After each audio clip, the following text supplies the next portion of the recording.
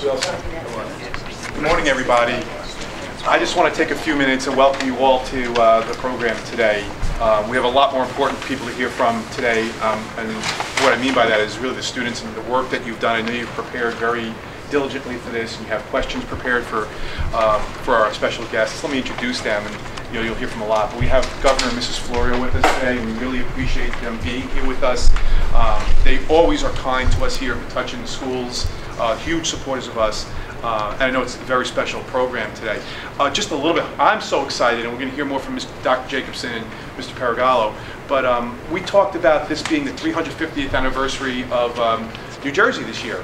And when we started looking back at the history and what Metuchen played in the role of New Jersey's history, and so I mentioned to Dr. Jacobson early in the year to say, what could we do something? Could we kind of connect the 350th anniversary of the state with Metuchen's history? And boy, I couldn't even imagine how great this has been at the high school and at Edgar and at Campbell and in all of our grade levels. So I'm going to introduce Mr. Paragallo. He'll kind of set the stage for today, and we'll get right on with our program. Thank you, Dr. Caputo. I too want to welcome Ms. Florio as well as Governor Florio. I also want to pick up on that theme of what this is really all about. This is our Metuchen 350 Oral History Project. I'm going to read to you just a little bit about the program for you, those of you that may not be familiar with it. But it really is an exciting time for us, number one, in the Metuchen schools, but just here in New Jersey. In commemoration of New Jersey's 350th birthday, the students of the Metuchen Public Schools will begin an ongoing endeavor to compile an oral history. The oral history will chronicle the experiences of residents, civil servants, merchants, and other distinguished members of the community. The intent is to provide students with a deeper understanding of the social, political, and economic forces that have shaped this community's rich history. And I've got to say that we have several very special people in Metuchen, and as a resident of Metuchen and as an educator here in Metuchen, I'm very proud of the Metuchen School District and the Metuchen community. And you've met a number of those people, and you will continue to meet a number of those individuals as we move through this oral history. But I don't think there are two people that have the kind of history in the state of New Jersey as two individuals that are up here right now. Governor Florio obviously served in the highest office in New Jersey, and his wife Lucinda has been a public school educator, as well as somebody who I've gotten to know quite a bit over the course of the last 4 years as a member of the Y board. Mrs. Florio was the board chair of the Y, and I now have taken over as the board chair of the Y for the Metuchen, Woodbridge, Edison, and South Amboy Y. And I want to thank Mrs. Florio for all of her leadership with the Y and all that she's done for me in preparing me for that endeavor. A little bit about the Florios. If you've been around town, I'm sure you often have seen Governor Florio walking the streets of Metuchen in his speed walking exercise that he does, and he's usually moving his arms, and also he always has that state police hat that he wears, and he's like clockwork when he walks out here in front of the building, and he's always very kind in the words that he says to me about how he likes the building, how he likes the activity that's going on in the building, and he likes to see that kind of thing of young people. But the Florios have truly become part of the landscape in Metuchen. Governor Florio, with all that he has done, and you'll hear a lot more about that in just a few minutes, but also the work that Mrs. Florio has done with our YMCAs, but more importantly, how she's gotten involved with volunteering throughout the community. And as many of you well know, that's one of my important themes with you: get involved, be a community servant, community service, pay things forward, because it is probably one of the greatest gifts you can give to yourself as well as to everybody else. So with that being said, I want to introduce again Governor Florio and Mrs. Florio, and we can begin the questioning as we move forward. Let me just say that part of my reason for coming was that I owe you. You let me walk through your properties. So I appreciate that. And Lucinda and I have sort of lived in Metuchen now for about 20 years. After I left office, we moved to Metuchen. It's been a really great pleasure. One of the nice things, I was just talking to someone about one of the nice things about town is the library system. If you haven't gotten exposed to the Metuchen Library, they do a very good job. I see you've got a wonderful library here as well. We really like the town. And Lucinda has really done a lot more in the town than I have as I work and do other things. Lucinda's become Miss Metuchen for all purposes. And now I know, proud to be known as Lucinda's husband.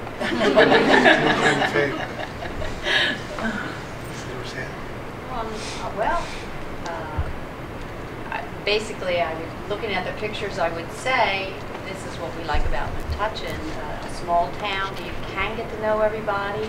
You can get involved. There's a lot of activity going on in the area, and also I've been associated with other things in the county and in the state. But it's nice to know your hometown so well. And of course, we're always out there. We try to be physically fit. And I gave up the power walking because I couldn't keep up with them. I walked a very rigorous Boston Terrier around the neighborhood and keep up. But we're anxious to hear from you. So I see you're already with your questions. I can't imagine what you came up with. So it's going to be fun. I'm Chris. New Jersey remains one of the most populous states in the country.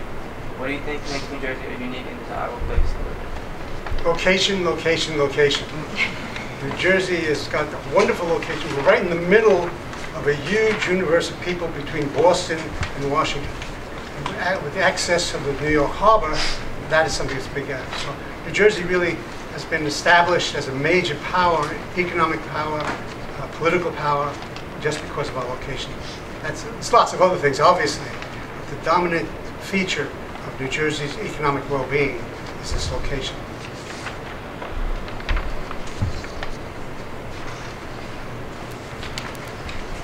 Hello, my name is Eric Drake. You moved to Metuchen in November of 1994. Why did you choose to settle here? Why did I choose? To settle here. That was me. I was in charge, trying to figure out where do we go from here. Our family is in South Jersey, so it was very hard to think about going north and away from our poor family. But it depended on where he was as far as the law firm. And he's associated with a law firm that was in North Jersey and in New York. And also, he was still on committees with President Clinton, so he would get the train, it was nearby, and he could go to Washington. So when I started looking, I happened at our last dinner at Drumthwacket, after looking around and trying to figure it out, I thought we would go. He was also teaching at Rutgers University, so I thought maybe we'd be in that area. But I had a dinner guest that said, you ought to look at Metuchen. It has all the things you need. A small town to walk to. Train station's right there, the Amtrak. You can get to all the places you're saying he needs to go to. Maybe that's a good location. So I came to Metuchen. At that time, there were only 3 houses on the market. I mean, I really had to wait and look for something to pop up. But it seemed like that was not so far that the relatives wouldn't come up to see you, or you couldn't get to them. But also he could do all the things he wanted to do, and I like living in a town. I think both of us have realized there's lots going on in a town, and it's a good place to be. So the decision was made to look in Metuchen instead of New Brunswick or outside of New Brunswick. So we wound up in Metuchen as the next stop, and the transportation issue was why a lot of people live in Metuchen just like us. It's worked out very, very well. We just do really feel like it's our town, just like all of you do. You've lived here for a while.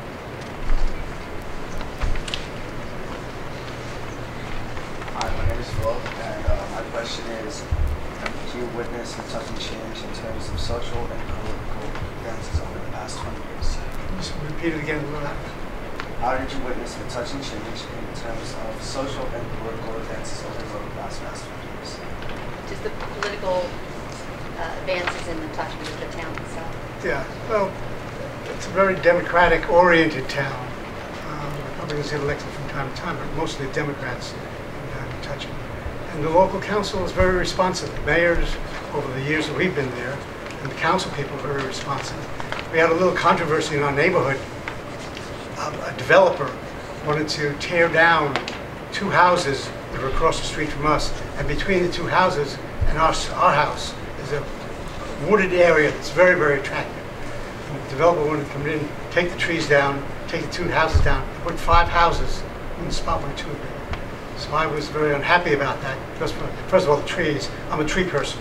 We planted trees in our house, and we planted trees. We feel very strongly about the trees. Having the trees come down was not something that was good. And then tearing down 2 houses, put up 5, it changed the concept of the neighborhood, the whole trend there. And so I got some of the neighbors together, went to the city council, the borough council, and we said this was not something that was in the interest of the borough to do this sort of thing. And they agreed with us, and the houses didn't get built. They fixed it, built 1 house on an area, and they had the other house fixed up, and the trees are still there. So they're fairly responsive. Hello, my name is Leno Lorenzo, and my question is, how do you think the current generation differs from your generation? I'm sorry. Sorry. How do you think the current generation differs from your generation? How does their generation different from our generation? Worlds apart. Well, first of all the new software and the online type, I have to confess, I'm pathetic. I mean, I can work my phone. The rest of the stuff I don't really do. I have a secretary who does most of my work in terms of sending things out. And I have grandchildren who are just very conversant with all of the new types of technology. That's, I think, the major difference. There's lots of other differences as well. But just the technological sophistication of your generation, the computers and all the other type of hardware is normal for you. People of my generation, it's totally abnormal. It's not something I'm proud of.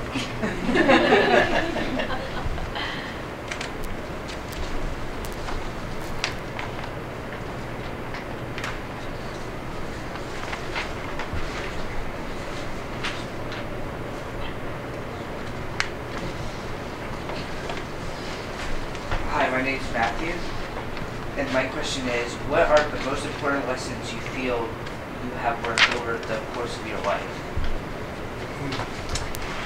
Well, there's a lot. I've learned a lot of good things from people. I've seen some bad things, so I've learned to avoid bad things. So for the most part, I think you're experiencing what I didn't experience. You've had a quality education. It's going to stand you in good stead. This is not something I'm proud of either. I dropped out of high school when I was 17, and I joined the Navy. I got a little smarter, and I got my GED diploma when I was in the service. I was able to go to school, and I got something called the GI Bill of Rights, which was money from the government to be able to afford tuition. I went to Trenton State Teachers College. By the way, the tuition at Trenton State Teachers College when I was there was $150 a year. But anyway, after that, I got some scholarships, and I went to graduate school at Columbia, and then I went to law school on some scholarships as well. So the thing I've learned most is that education is really just another word for opportunity. And even more so now.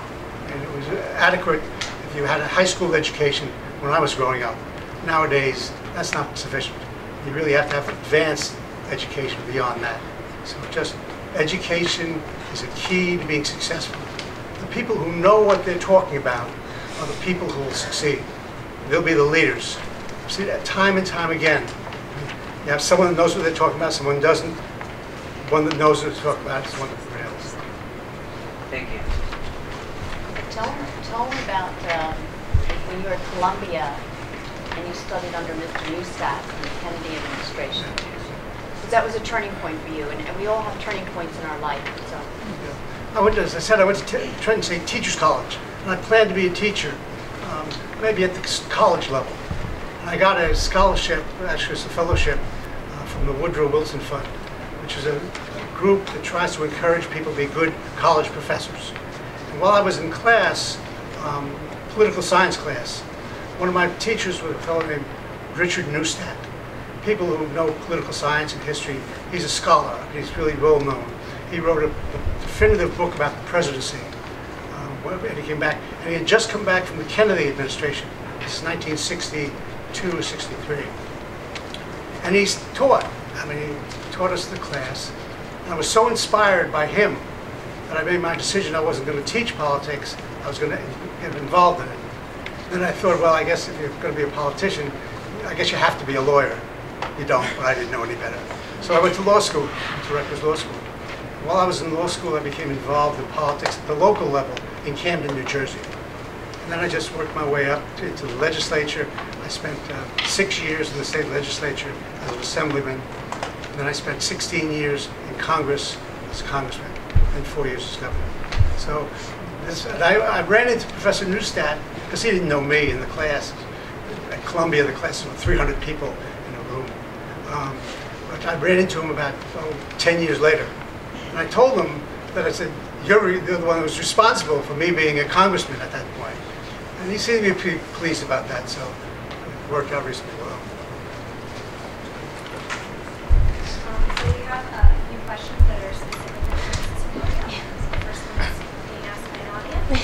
But you can help out, please, too. I may leave out things you would want to add. Hello, my name is Nadia. Hello, Nadia. You have compared the roles, responsibilities, and challenges associated with being the First Lady to those you had as a classroom teacher.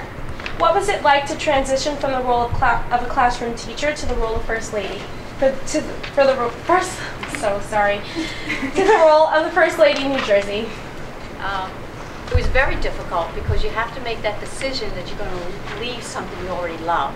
I mean, as a child, I was the chief babysitter in the neighborhood. I knew I was going to be a teacher.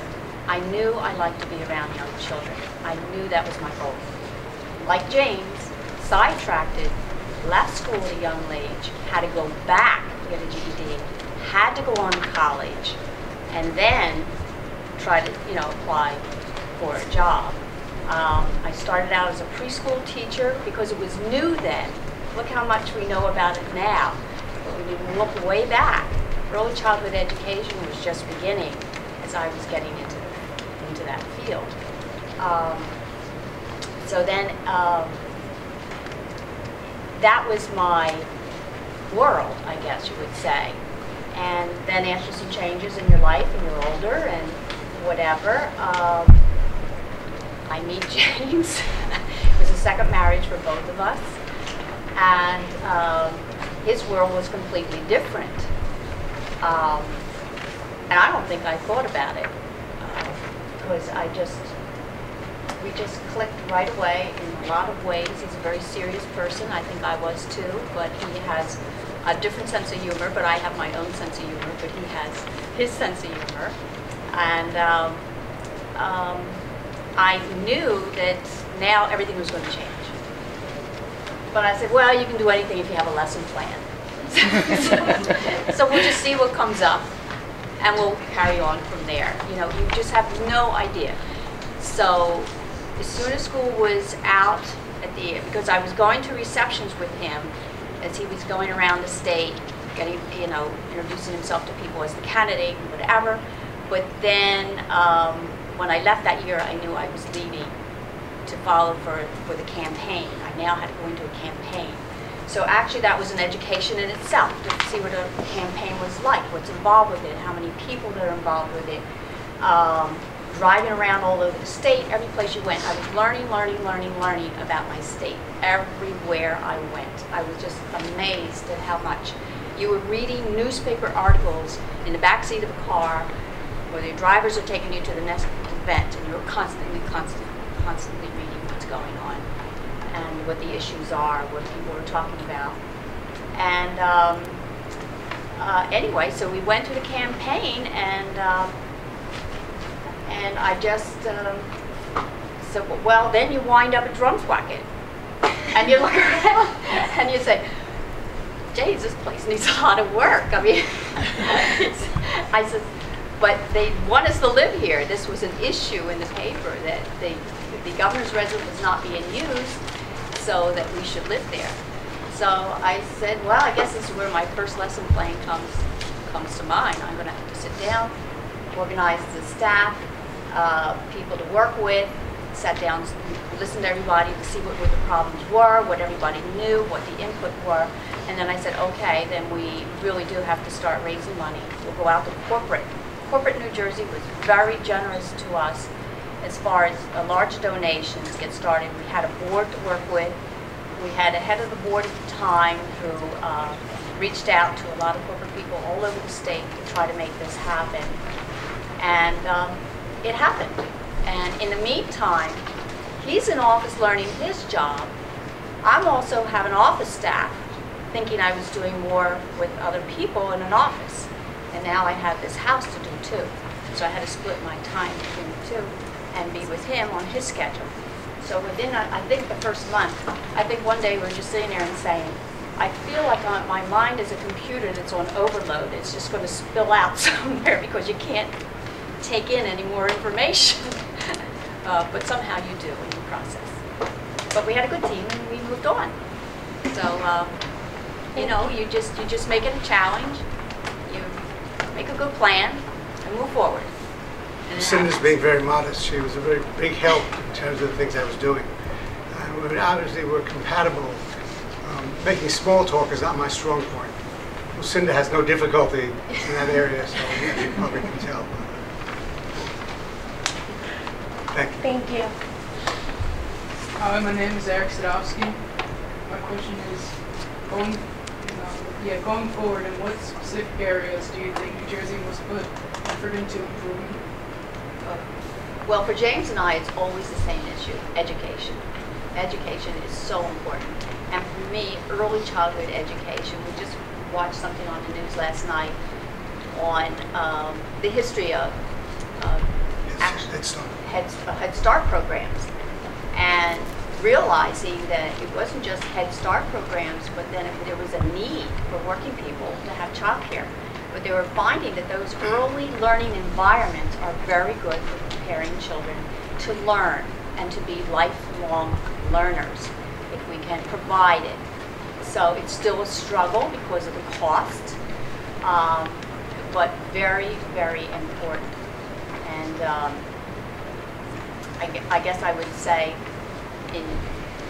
what was the rest of the question of? The effort. What do you think Touch in New Jersey, or just New Jersey must put effort into? Right. Well, we're working on a couple of committees now.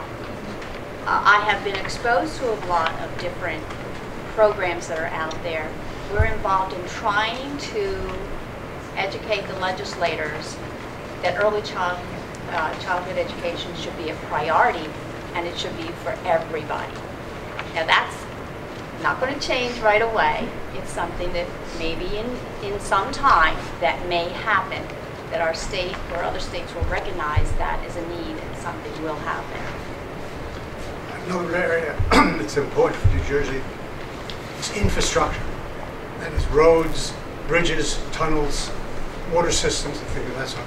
We have not been putting as much money into repairing and extending those types of things. And it's a serious, serious problem.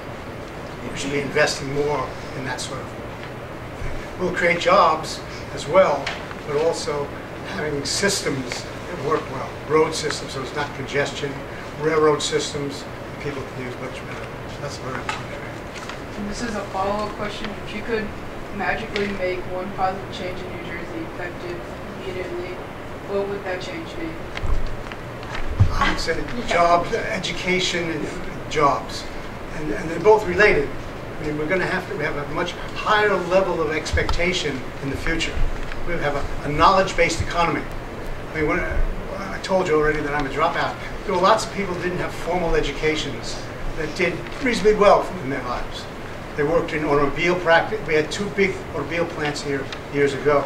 You'd have maybe hundreds of people working in those plants making automobiles. Those jobs are gone. robots make automobiles nowadays. And you can go, some areas, people would go into the mines and down in West Virginia, west of that sort.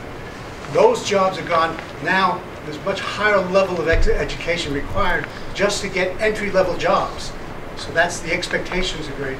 So if we're going to have a healthy economy, we have to have good, educated people ready for the high-end jobs. We don't just compete nowadays with people in the next town.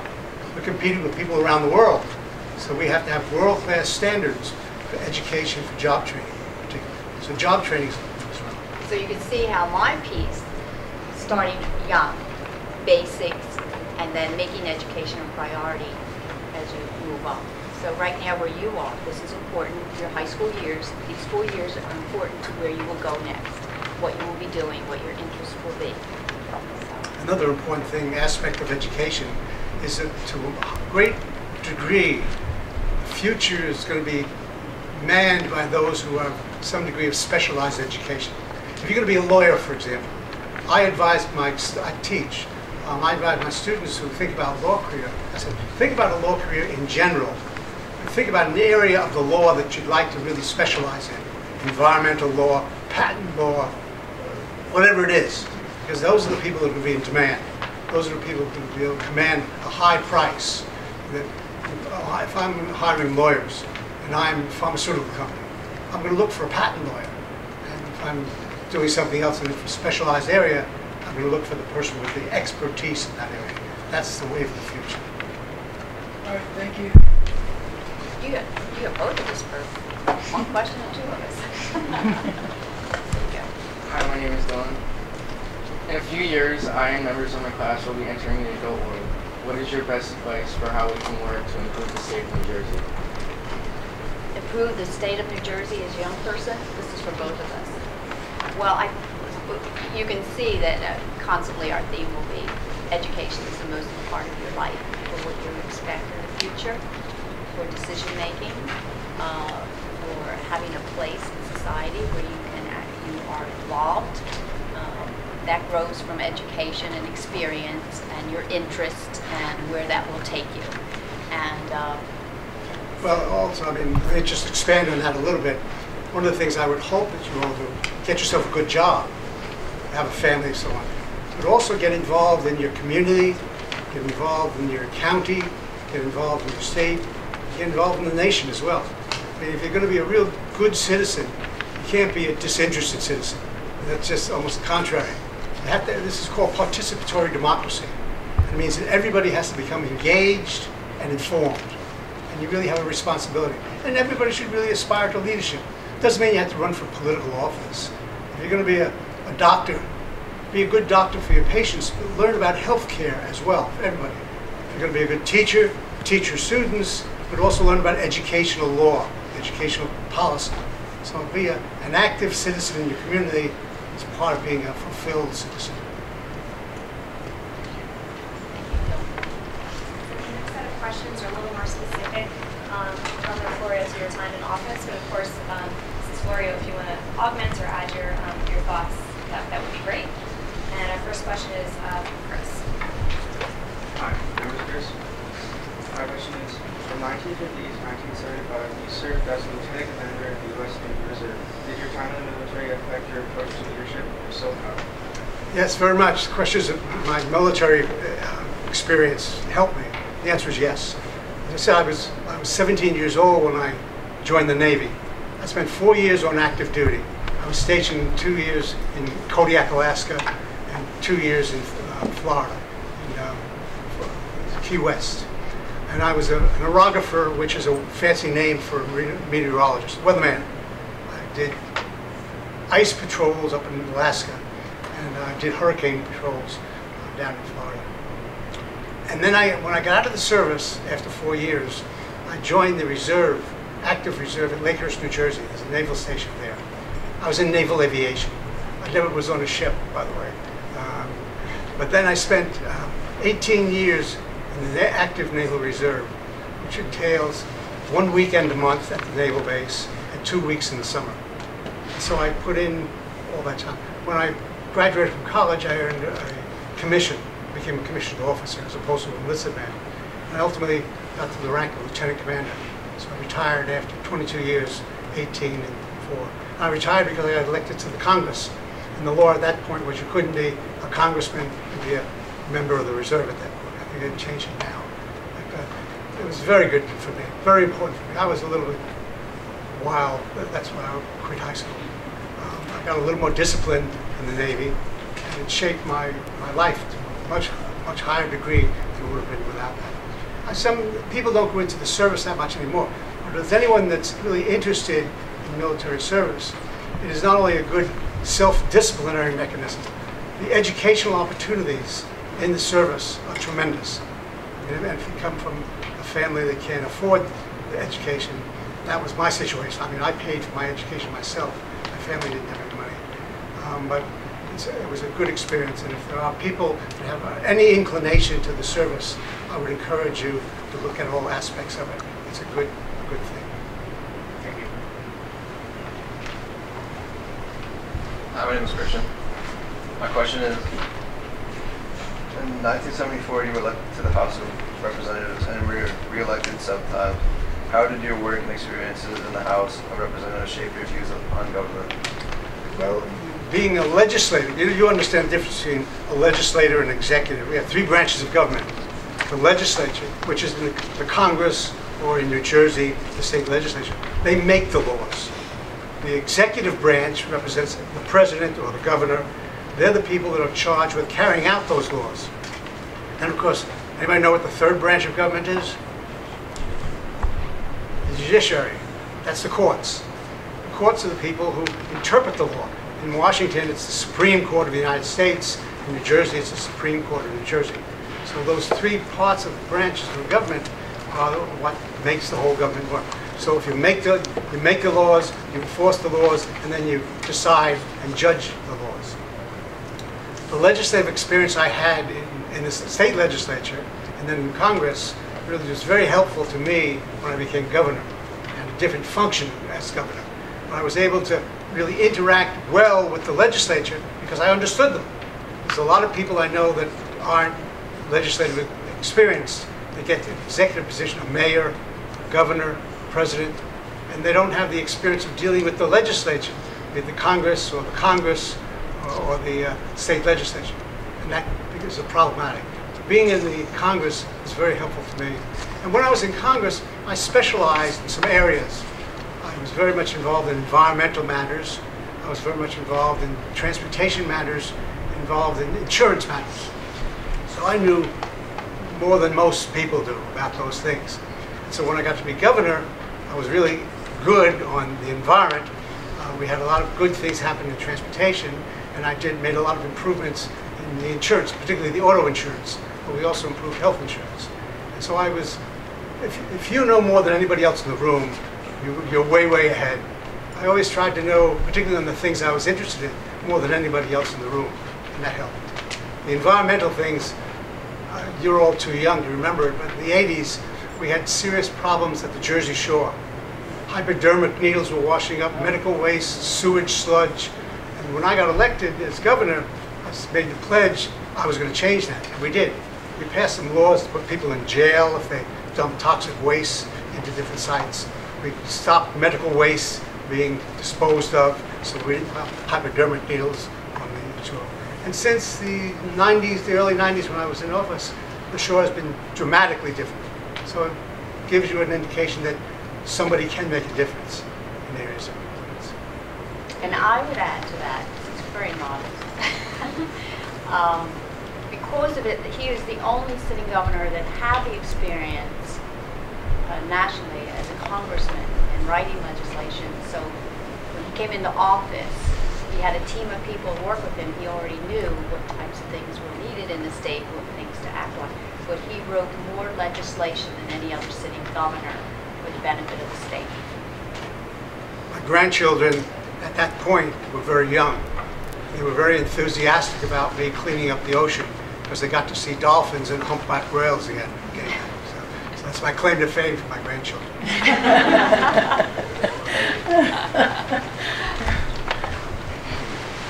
Hello, my name is George Guinness, and my question is, you ran for governor in twice before being elected in 1989.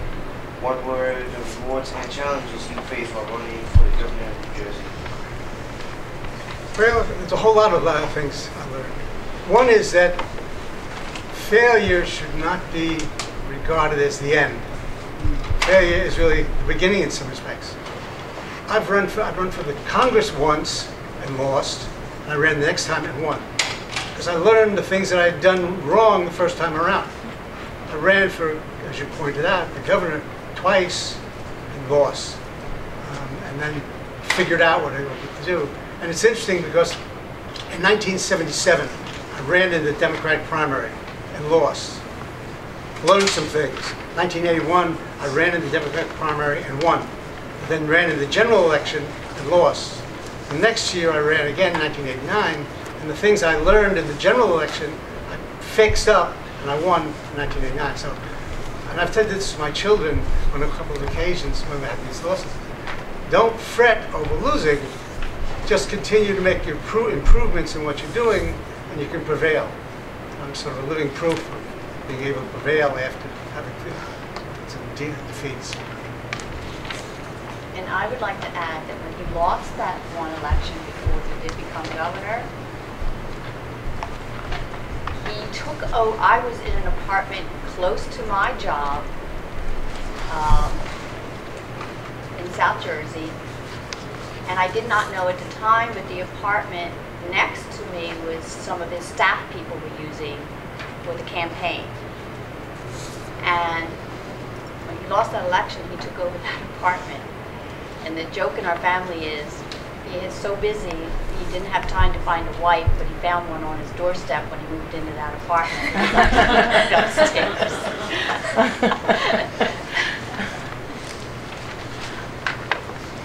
Hi, my name is Dylan. As New Jersey governor, which law did you work hardest to pass, and why was this law so important, and did it achieve its intended goals? Well, there's a couple of them. One, I talked about the clean ocean